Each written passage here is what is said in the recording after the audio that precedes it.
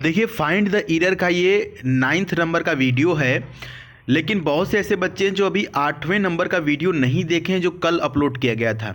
एक बात आप समझ लीजिए कि फाइंड द एरर आपकी तैयारी में रामबाण साबित होने वाला है, क्योंकि यहाँ पर आप सभी ग्रामर और रूल जितने भी होते हैं, टेंस वगैरह सारी चीज़ें आप इस 5 से 6 के क्वेश्चन के अंदर आप सभी चीज़ों को समझ पाते हैं। और आपकी पूरी पढ़ाई का, पूरी सिलेबस का एक ही उद्देश्य है, इस प्रकार के क्वेश्चन आना। और यही प्रकार के जो क्वेश्चन एग्ज़ाम में आते हैं, तो आप जो चीज़ एग्ज़ाम में आती है वो यहाँ पर आप देखते हैं और आपको ये पता चलता है कि एरर को कैसे फाइंड करते हैं। और ये रूल भी हो सकता है, ये सारी चीज़ें यहाँ पर पता चलती है। इसका लाभ लेना है तो आप एक नोट्स भी बना सकते हैं इसके ऊपर। जैसे कि ये क्वेश्चन है कि the student asked me if I knew that Kalidas was the greater greater than any other poet. अब बताइए कि इसमें किस पार्ट में एरर है।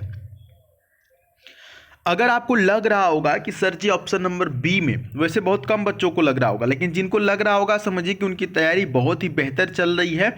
देखिए, गलती ये है बी में कि द नहीं रहेगा। सर द क्यों नहीं रहेगा? क्योंकि ग्रेटर का प्रयोग किया गया है। ग्रेटर कंपैरेटिव डिग्री है और ग्रेटेस्ट सुपरलेटिव है। तो जब भी सुपरलेटिव डिग्री का प्रयोग करते हैं तो द का प्रयोग करते हैं, तब ग्रेटेस्ट होता है। जैसे Shikha is taller than any other girl in the class. Shikha जो है वो किसी भी और लड़की से क्लास में टॉलर है।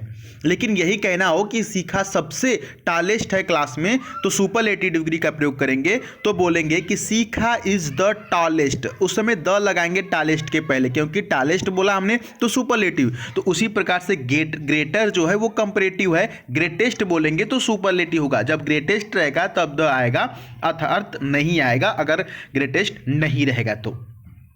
आइए दूसरा क्वेश्चन आपके सामने है। ये देखिए, क्वेश्चन कह रहा है कि if it would rains they will not come. देखने में बहुत ही छोटा सा सेंटेंस है, लेकिन बहुत बड़ा अपने आप में ये रूल रखता है, नियम रखता है। नियम ये रखता है कि एक कंडीशनल सेंटेंस का टाइप 1 जो है यहाँ पर आपको देखने को मिलेगा। कंडीशनल सेंटेंस टाइप 1 में क्या है कि इफ वाला जो क्लॉज रहता है, ये 2 क्लॉज में सेंटेंस है, ठीक है। एक तो यहाँ से यहाँ तक और दूसरा यहाँ से यहाँ तक।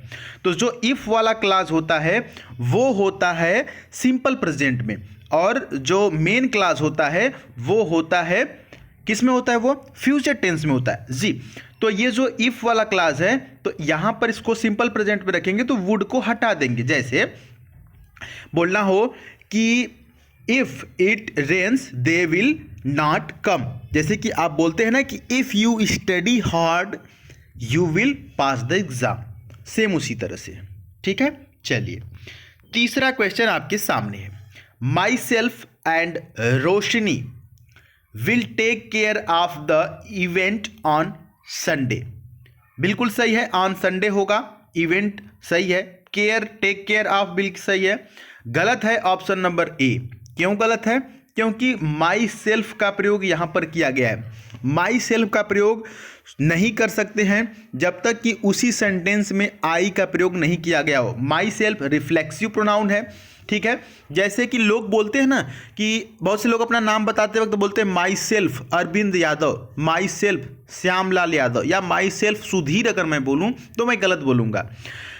आपको बोलना चाहिए आई माई सेल्फ, क्योंकि इसी सेंटेंस में जब आई रहता है तो ये आई के लिए माई आता है और माई सेल्फ इसमें, ठीक है। ये रिफ्लेक्सिव प्रोनाउन, तो यहां पर माई सेल्फ नहीं होगा। ये बोल सकता है कि आई माई सेल्फ एंड रोशनी। क्या होगा यहां पर? I myself and Roshni will take care of the event on Sunday, ठीक है। आगे बढ़ते हैं। Me and my wife were at home last night. अब देखिए, ये भी कुछ उसी प्रकार से आपको दिख रहा होगा। आपको सिंपली समझना है कि ऑप्शन नंबर ए गलत है। लेकिन क्यों गलत है? वो इसलिए गलत है कि subject of the sentence should be nominative case. जो सब्जेक्ट होता है सेंटेंस का वो नॉमिनेटिव केस में होना चाहिए। तो ये नॉमिनेटिव केस में तो है नहीं।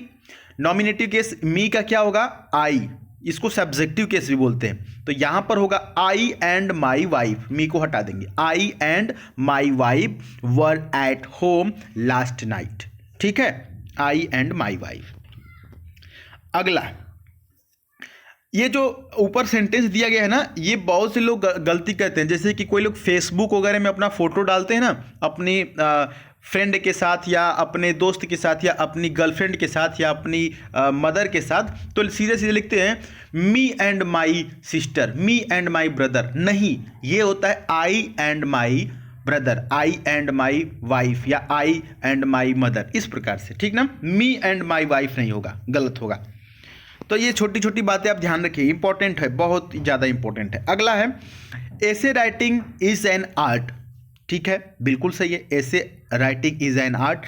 एन क्यों आया? क्योंकि आर्ट है, तो यहां तक तो बिल्कुल सही है। That requires many planning on the part of the writer. क्या है यहां पर, क्या एरर हो सकता है बताइए? बहुत इंपॉर्टेंट क्वेश्चन है। यहां पर एरर नंबर यहां पर बी सही हो जाएगा। देखिए क्यों सही हो जाएगा बी, क्योंकि यहां पर मेनी आया है ना, ये गलत है। क्यों सर? मेनी आया है प्लान के लिए। मेनी किसके लिए आया है? प्लान के लिए। तो प्लान को आप गिन सकते हैं? नहीं गिन सकते ना।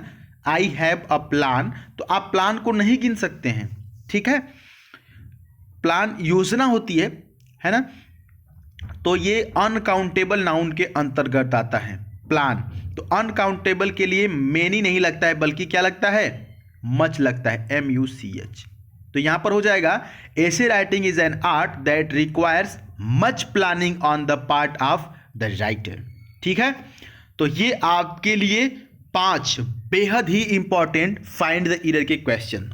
बाकी कुछ क्वेश्चन जो है मैं आपको टेलीग्राम पे भेज दूंगा, और रिसेंटली मैंने भेजा था 5 फरवरी के ये क्वेश्चन है, कुछ देर पहले, आप देख सकते हैं। तो इतने बच्चों ने यहाँ पर इसको भाग लिया है और इसको क्विज को सॉल्व किया। तो आप भी जुड़ सकते हैं टेलीग्राम से, लिंक डिस्क्रिप्शन में। मिलेंगे अगली वीडियो में, तब तक के लिए जय हिंद, वंदे मातरम।